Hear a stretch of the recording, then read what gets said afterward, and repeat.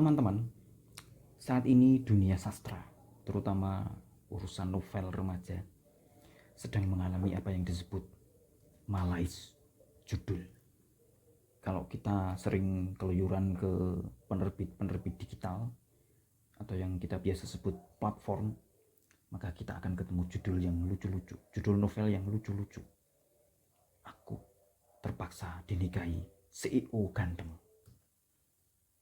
terpaksa menikah dengan CEO dingin, asmara CEO dingin, atau apalagi ada lagi dosen dan mahasiswa. Kalau caranya ngasih judul seperti ini, lama-lama novel pembunuhan judulnya akan dibunuh oleh tantenya sendiri. Jadi pembunuhnya sudah langsung dikatakan di judulnya dan kita tidak perlu penasaran lagi untuk tahu siapa pembunuhnya. Ngasih judul memang merupakan salah satu hal yang paling krusial dan genting dalam urusan membuat tidak saja novel tapi juga buku pada umumnya. Kita pengennya ngasih judul yang bagus dan harusnya judul memang bagus. Tapi bagaimana caranya? Untuk ini saya akan memberi kalian tips dalam memberikan judul yang bagus bagi novel kita, terutama novel, karena kita tidak berbicara dalam konteks buku non-fiksi. Yang pertama, judul yang bagus tapi gampangan adalah dengan menggunakan nama, terutama nama orang. Tanpa repot mikir judul, langsung pakai judul nama. Bisa nama apa aja, terutama nama tokoh utama. Ingat Lupus? Itu adalah salah satu contoh.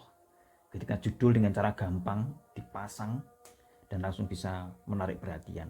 Kuncinya adalah pada judul yang dipakai, nama yang dipakai sebagai judulnya. Dan ini namanya Lupus, itu sesuatu yang asing. Maka waktu itu pada tahun 80-an judul itu langsung menarik perhatian. Lupus apa itu?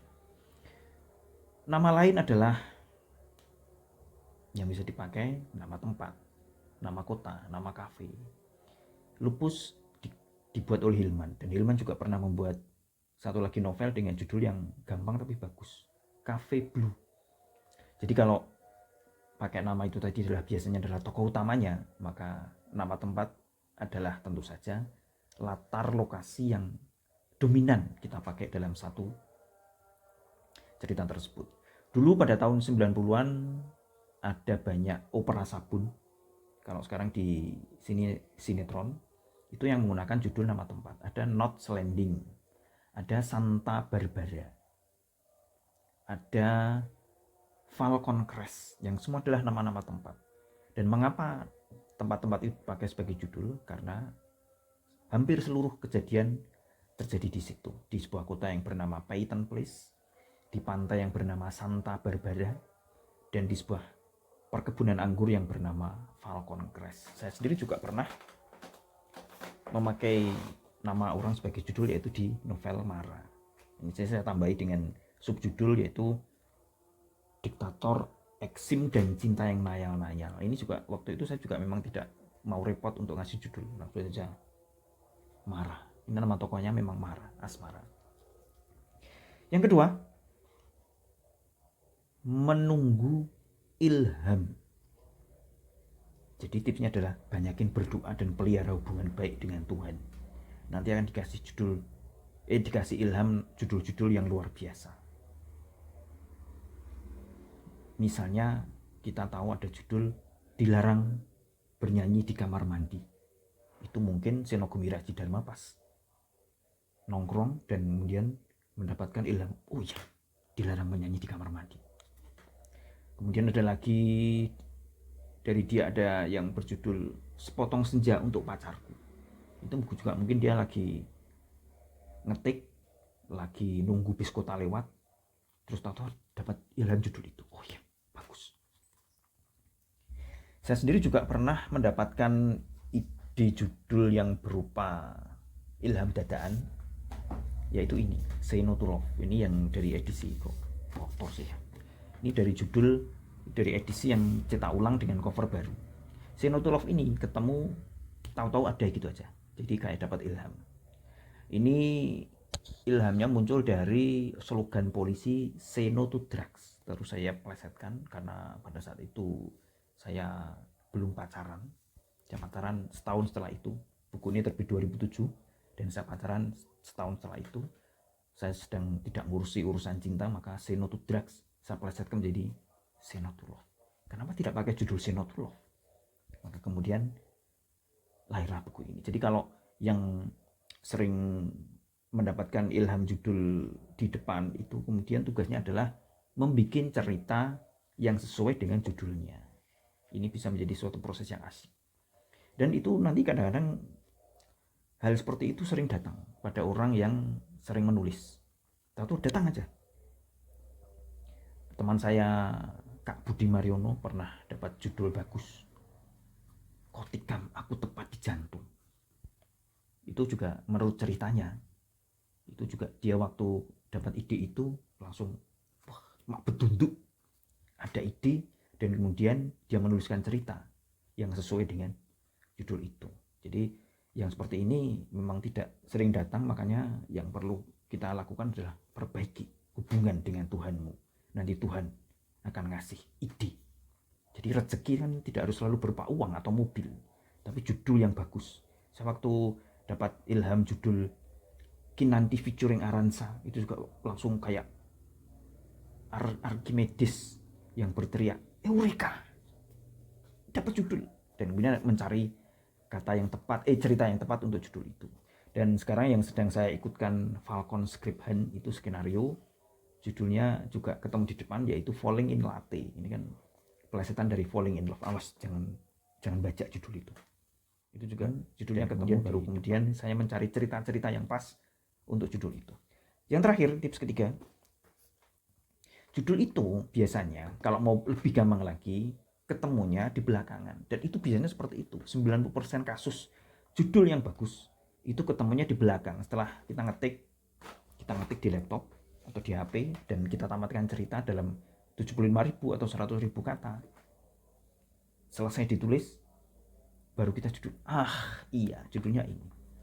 Saya juga dari sekian 20 novel yang sudah saya terbitkan, hampir 95% ketemunya di belakang. Salah satu contoh yang paling jelas adalah novel Rahasia Tara di Storyal.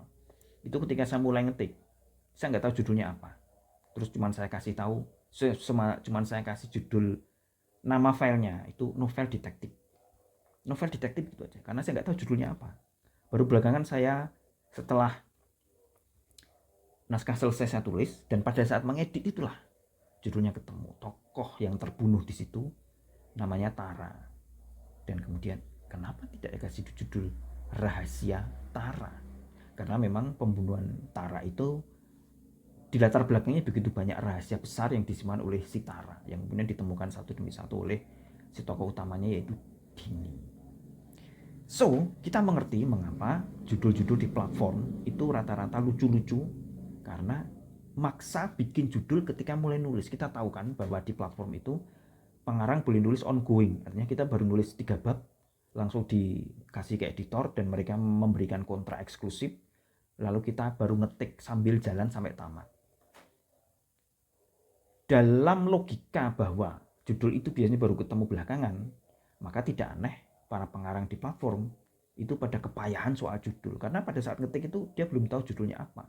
Dan kecil kemungkinan mereka memakai judul yang berupa nama orang atau nama tempat, atau lebih kecil kemungkinan lagi para pengarang ABG remaja belia itu sudah mendapatkan ide bagus untuk judul, sebagus Dilarang Menyanyi di Kamar Mandi atau Kotikam Aku Tepat di Jantung. Saya sangat meragukan itu. So, bagi para pengarang platform, solusinya ada 2, yaitu ketik sampai selesai, nanti kan ketemu judul yang bagus, dan tidak judul seperti Aku dan CEO Dingin dibunuh oleh tantenya sendiri.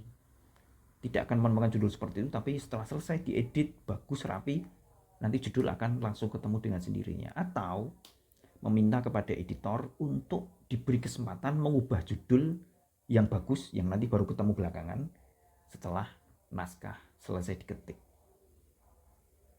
3 tips itu cocok untuk kita yang susah mencari judul bagus. 1, pakai nama nama orang, nama tempat. 2, perbaiki hubungan kita dengan Tuhan kita, sehingga kita akan sering dikasih rezeki berupa judul-judul bagus yang datang mak betul seperti durian runtuh di siang hari bolong.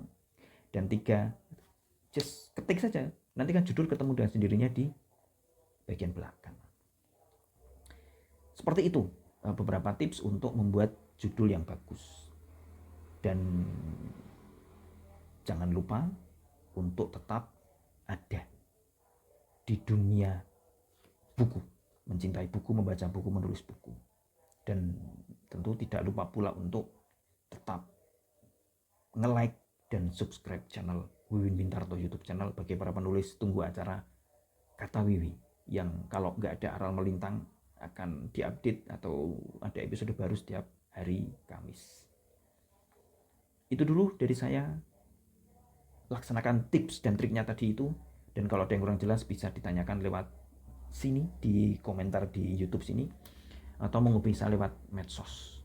Gampang kok mencari medsos saya, tinggal nyari pakai nama itu.